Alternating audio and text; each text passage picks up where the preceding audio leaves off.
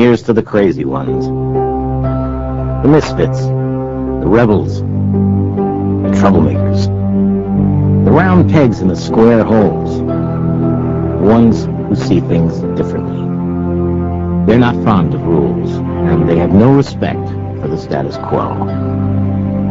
You can quote them, disagree with them, glorify or vilify them, but the only thing you can't do is ignore them, because they change things. They push the human race forward. And while some may see them as the crazy ones, we see genius. Because the people who are crazy enough to think they can change the world are the ones who do.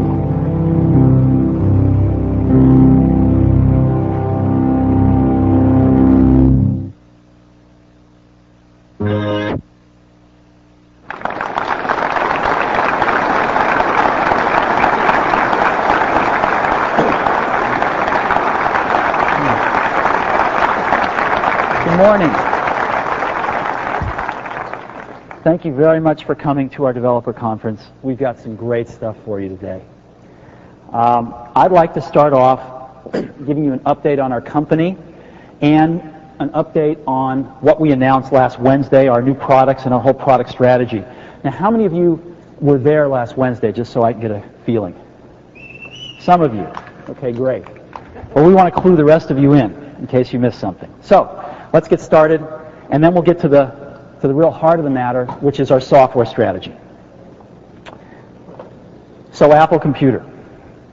I arrived back at Apple 10 months ago, and a lot of things were broken.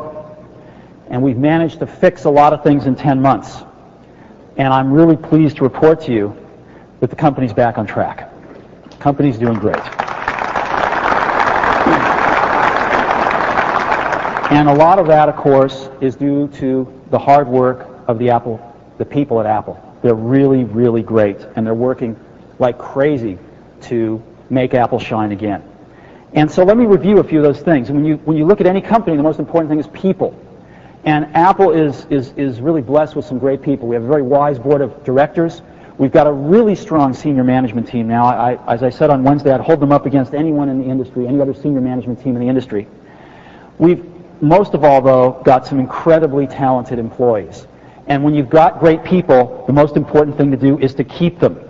And last summer, Apple was losing people at the annualized attrition rate of 33% a year. And you don't last very long if you're losing your great people at 33% a year. And I'm really pleased to report that the attrition rate is now down to 15% a year, which is below the Silicon Valley average, which is amazing in internet boom time. Next, distribution. We've made a lot of changes and tune-ups in our distribution system at Apple. And one of the bigger ones was to focus on one national distributor, which happens to be the biggest, CompUSA. Now, when we started this relationship with CompUSA, we were Nowheresville, and they agreed to put an Apple store within a store in each one of their roughly 170 locations throughout the U.S. And because of this, and because of the focus that each of the two companies has brought to bear, when we started this program in last October, if you looked at CompUSA's total CPU revenues, Apple represented 3%. I'm very pleased to report that we are now 15% of the revenues in CompUSA for CPUs. And we expect that number to climb. Next is Apple.com. You know, the internet is a great gauge of overall interest in the company. We've got customers, existing customers, we've got prospective customers, we've got competitors, we've got software developers, we've got QuickTime downloaders. You name it, they all go to Apple.com. And we've invested a lot in our website to really make it worth going to, and of course we have the award-winning Apple Store, one of the gold standards of e-commerce. And again, 10 months ago, the Apple websites were getting 1 million hits a day. That's 1 to 200,000 visitors per day. I'm pleased to report that 10 months later, that is now 10 million hits a day, or 1 to 2 million visitors per day. Growth. Growth is important for us. And as you know, our market share, as measured by IDC, was about 3.4% in the quarter ending in December.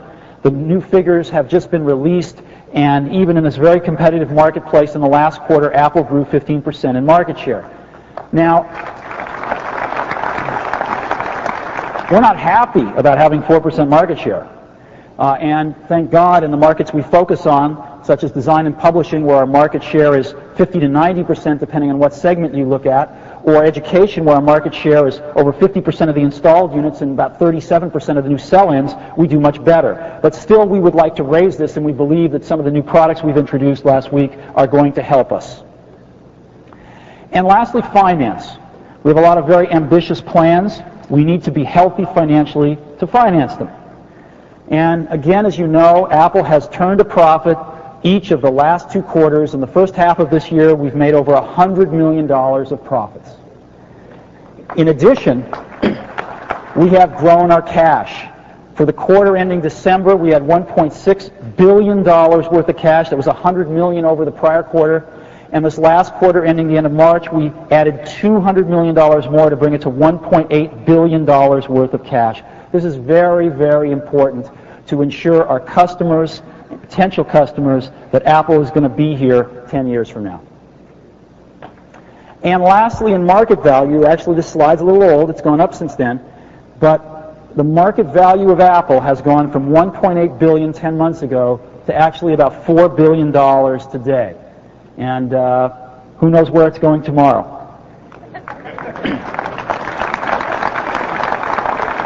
So I think the company that we all really care about